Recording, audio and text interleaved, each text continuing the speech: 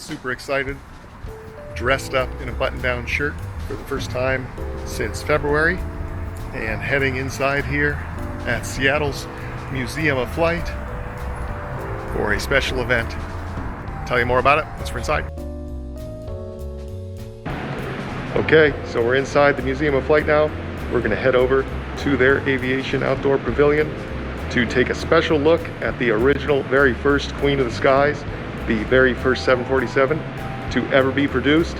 I have seen this plane before, but this is definitely going to be a different experience than most people get to have, since the museum is still closed right now for COVID-19. This is a private tour, and we're going to get to see the whole plane with a great guide, Linda, who's going to show us through it, and we hope to learn a lot and bring you along. Let's get inside. The 747 program started they designed and built the 747 in the 1960s. The 747 that we have is the original one, and its first flight was in February 9th, 1969. So it revolutionized airplane travel because it was so big. It replaced the 707, the 720, the DC-8. It was the largest airplane ever built. When you get down, you get an idea. From the floor to the top of the cockpit is 3 stories high, and to the top of the tail is 6 stories high. They didn't even have a place to put it together, so they had to put together a plant, which was the Everett Boeing plant. The Everett Boeing plant has won the Guinness World Record as the largest building in the world by volume. So it's huge. If you put, it's like 93.8 acres inside. You could take all of Disneyland and put it in there with room left over. The cargo area of the 747 is so huge. I mean, so it holds all this cargo that you ship, and it can hold 3,400 pieces of luggage. And the thing that's amazing, it can offload that 3,400 pieces of luggage in 7 minutes. Now, I still don't know why it takes a half an hour to get your luggage after it's been offloaded, if they can do that in 7 minutes. But anyway, so there you are there. So it's kind of interesting. Okay, let's go on out and we'll get on the airplane.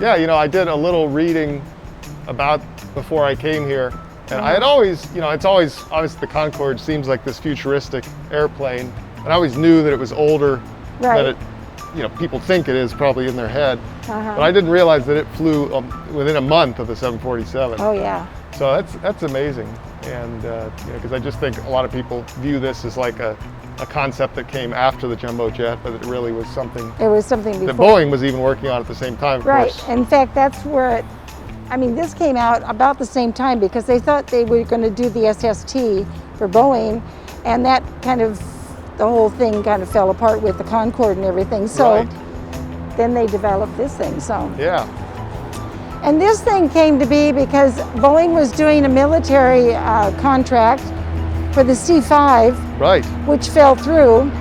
So they had all this advanced technology that they had from that. So they decided they'd build an enormous plane, which they did. So my 2 favorite airplanes out here is the 727 and the 747. I spent a lot of time on the 747 when I first started flying. Sure.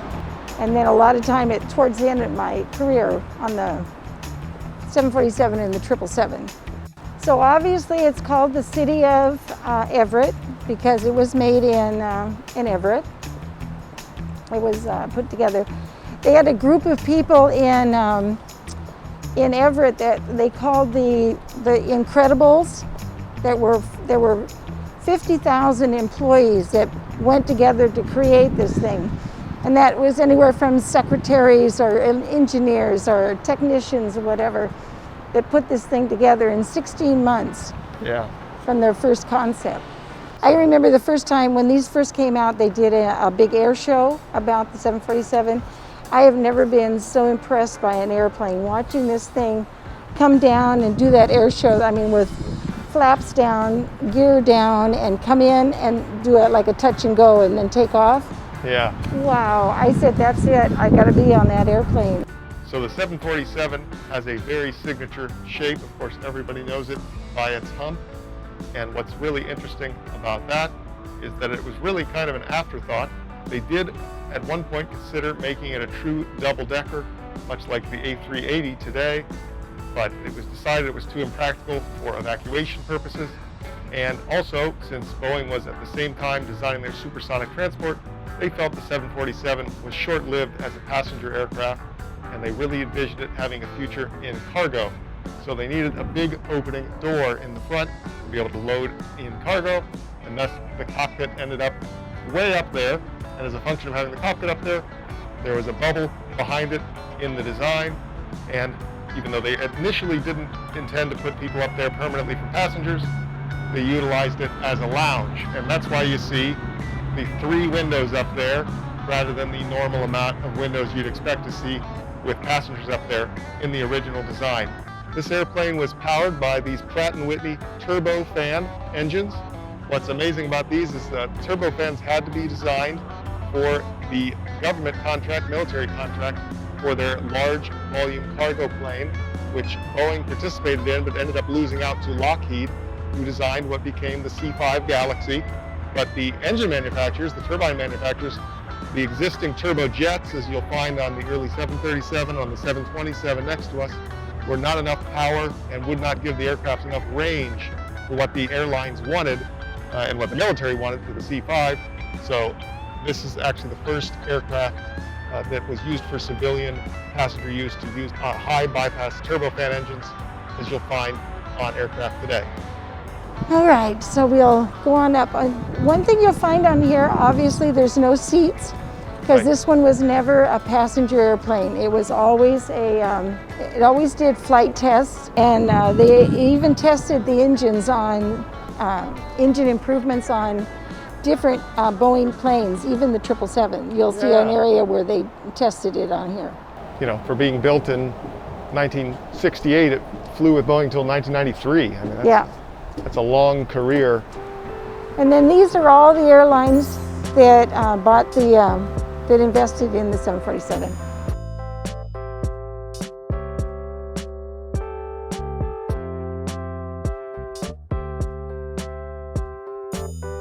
So we'll start back here. These are the 3 pilots, test pilots that took off with it. Jack Waddell, Brian Weigel, and Jess Wallach. Brian is the only one that is still surviving today. So this is the testing area. All these orange wires that you see coming down, especially down through there, all were attached to different parts of the airplane that they were testing. So all the testing data would come through that into these monitors down here, and there was usually an engineer at each monitor taking in all the data. And then they would take it, once it landed, they take it back to the headquarters and analyze it, make the improvements, and then they'd go out again. And then the galley would be right in here. And then the access to downstairs, because there was a lower lobe galley, would have been right in this area. You'd go downstairs. And it was fun. That was my favorite place to work, is downstairs. I'd get it all organized, and you send the food up. And then when the service is all done and everything's put away, you set it all up as a buffet for flight attendants, or, you know, you know, send the crew up a fancy meal and you're set to go. So needless to say, they didn't have oxygen masks, so they had oxygen bottles for each of the engineers who were on board. It's amazing when you look up there and you see all the wires and stuff like that goes on. But yeah, seeing the plane like this, you definitely, it's funny, it's still, today you see one in the air and it still looks like something futuristic almost. It does, doesn't it? Yeah. You come in here and it's all cables and gantries and it's kind of shocking. And then all of these cables up here, I think it says they're flight control cables. So it's amazing when you think of these things all control different parts of the airplane that was way back here. Yeah, it's just, I'm stunned every time I come out here.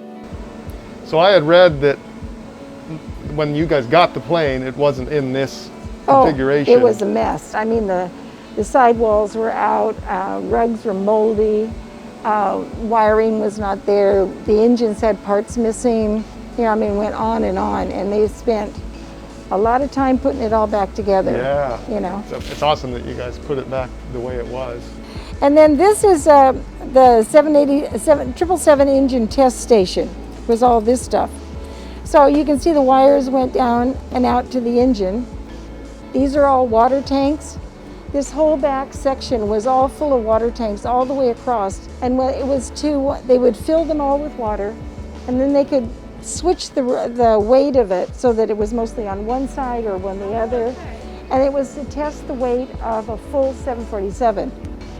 So, and then back there, obviously we're just, we've almost hit the end of the line down here.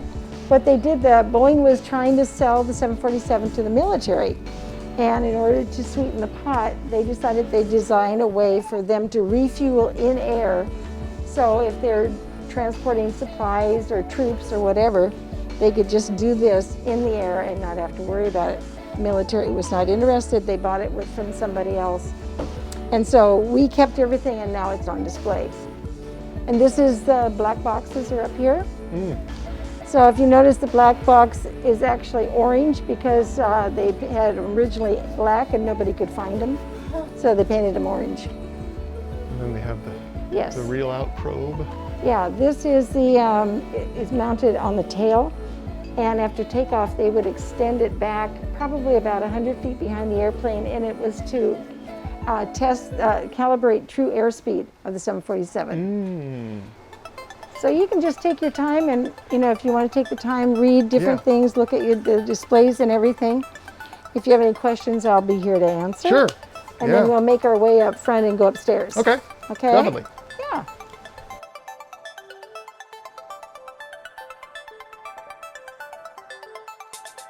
Okay, so now to go upstairs, up the spiral staircase to the lounge and the cockpit, the area that's not normally open to the public. So this is super exciting. Yes. Ready to do it. All right.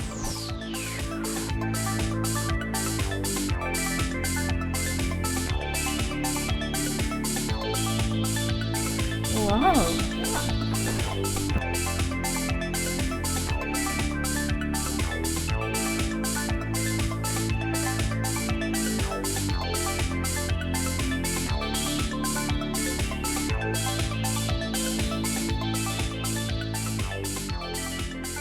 So here you are in the lounge.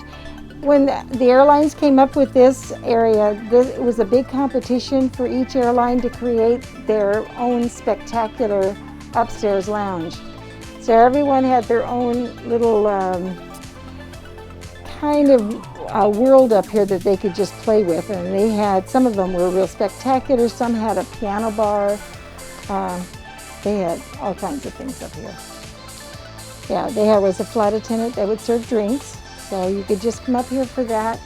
And on some airplanes, I think most of them, you could sit up here until landing. You could only land or take off downstairs, and then you could come up. So I noticed that they all have ashtrays. Oh yeah. This didn't last long because they realized that they could make money by selling seats up here.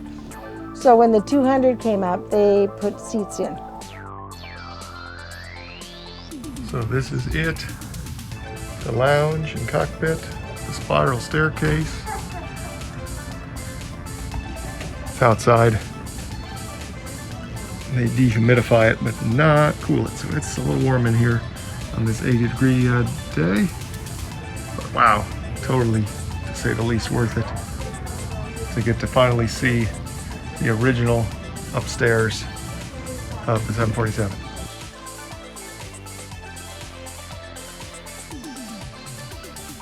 The engineer back here, his panels are kind of divided up. If you see, this is hydraulics right here, landing gear, body gear, you know, this is fuel. This over here was speed and oil, how the engines are rotating. So every section had its own thing, and it would coordinate with the cockpit. If their panel said something was wrong, they'd say, check such and such, you know, and they would go back over here. because the middle section is it's for each of the engines, so they could tell if they were all operating correctly and up to speed.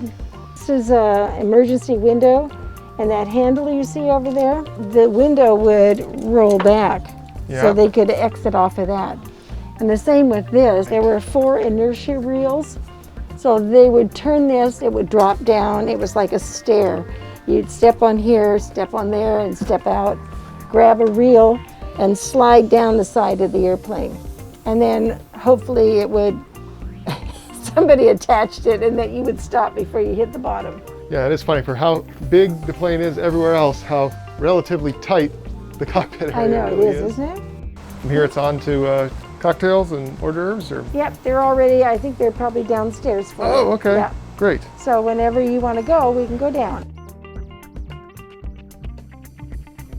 All right, so our theme is a modern take on the vintage appetizer you would have found up in that lovely lounge that you saw on the plane today. So we're starting from left to right. We got a classic shrimp cocktail. You have a salmon mousse with brown butter breadcrumbs, chives, lemon zest. You have bacon wrapped seared scallops with a tarragon infused oil. You have a wild mushroom tartlet with creme fraiche and chive. And then for a little sweet note, you have a chocolate and strawberry macaroon, a little shortbread crumble, and pistachio buttercream. Wow. Enjoy. Now this is a taste of the golden age of aviation.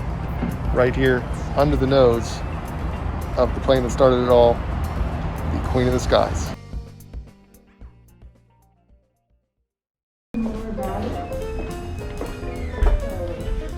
Hello. Oh, wow. So this is the Dahlberg Center, just a little bit of background on where we are. This is for the collections department and the supervisory archivists. Our collections are divided into 3 collecting areas: the archives, the library, and the small objects. So we brought out sampling of materials from all of our collecting areas for you. And then this room, it's not normally set up this way, but when we're open, this is where researchers come to do research. So this big building is our collection storage area, but this is the only room that's open to the public. So as far as what I brought out for the 747 tour, we can start down at this end. These are all materials related to the rollout of the 747. So the 3 photographs there are pictures of the plane you were just in. And then these 3 objects are also memorabilia from that event. So this is an example of one of the champagne bottles they used to christen the airplane. This one didn't get used, so it's still intact, full of champagne. All those photographs are from the Peter Bowers collection, which is one of our prize collections. It's about 250,000 images. He was a longtime Boeing engineer, but is better known for his side career as an aviation historian and writer. And he wrote some like 800 articles and dozens of books and amassed this huge collection of photographs. The materials in the center area are all related to Pan Am, because Pan Am was the launch customer since the 747. And that's a commemorative menu, so it's menu from 1984 from a flight from JFK to Heathrow.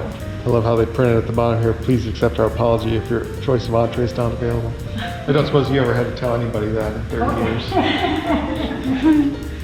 And then some of the service items, a couple of different examples of ashtrays. Here's more things from our library and archives. That's a Boeing, basically a sales booklet, like a marketing piece that they use to try to get more airline customers. So these are some cockpit diagrams from one of the manuals, and then some of the Boeing operations manuals, and then some of the manuals from a couple of airlines. And those are some original illustrations from a Boeing concept artist and designer who worked for them in the mid-century, Charles Radke. So yeah, they illustrate some of the different galley designs. The lounge. And this was a lounge set up for Qantas Airlines. Huh? I think from 1971, I want to say. Well, we want to thank Linda here for sharing us her experience as a flight attendant on this amazing aircraft and taking us through it today. We had a wonderful time, so thank you so much. Oh, you're welcome. It was great. So thanks for coming along with me on that special look at the very first 747. to ever hit the skies. It was a wonderful experience. So glad the museum was able to open up for us. Look forward to coming back here to utilize my membership. But in the meantime, hopefully these premium events continue. If you're in the greater Seattle area and you're able to come take a chance to do one of these events, they have a lot of different themes. Go on their website. I'll put a link in the description. Have a look at what's available and consider doing something like this. If you're not in the area, you can buy something off of their store, which I'll show you there in the front. It has a lot of great AvGeek material, models, shirts, kids items, adults. Every age should be able to find something there in the store. This is a great cause to, you know, keep these airplanes restored so we can look at them for many, many more years to come. For us AvGeeks, I was really excited to get this special chance today to spend some time with this aircraft, especially with all the retirements of 747s that have been going on here lately. It was special to get to have a good experience with the first and only Queen of the Skies. So thanks for coming along with us. We'll see you on the next flight with Gilbert Travels. Come back again soon for more flight reviews here at Gilbert Travels. In the meantime, don't forget to like, comment, subscribe, and click the notification bell so you can be made aware when more content is available. Thanks for watching.